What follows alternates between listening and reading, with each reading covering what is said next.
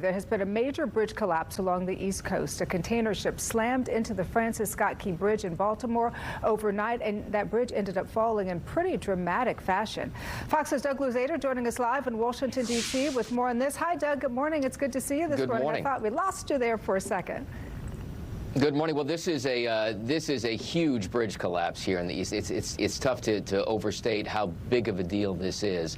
It's a major traffic thoroughfare. It's also probably going to snarl the port, and you have these vehicles, we think, that have fallen into the water as well. So this is a huge rescue operation there in Baltimore. They call this a mass casualty event. The governor of Maryland has declared a state of emergency today. So we're still in the process of getting more information, but there could be a lot of people in that very frigid water right now as a result of this massive bridge collapse. And I think that's what's so scary about that, because of course you know in the darkness you can't see what's in the water, right? And so you just only can hope that those folks are maybe able to grab onto a piling or something to try to save their own lives. But in addition to that, as you mentioned, there is a massive rescue operation that is underway right now. Doug, do we know what that operation entails? Are they in the water as we speak?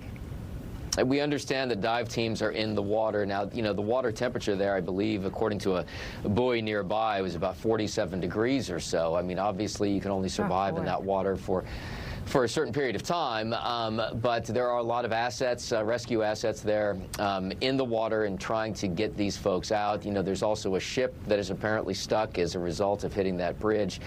And, you know, the secondary aspect of this would, of course, be the massive traffic backups that we're expecting heading into rush hour. But right now, the focus is on rescuing these people that, you know, when you see some of the video of this bridge collapsing, it appears pretty evident that there were vehicles on the bridge at the time. And, you know, for those individuals, it's a matter of surviving the fall, and if they were able to do that, it's a matter of getting out of their vehicles and making their way to rescue teams. This is going to be a real dire situation there in Baltimore. You said something, you know, that kind of piqued my interest there. You said surviving this fall. Do we know how tall that bridge is, Doug? I want to say it was around what is it, 180 feet or something. Oh, it's a fair ways up.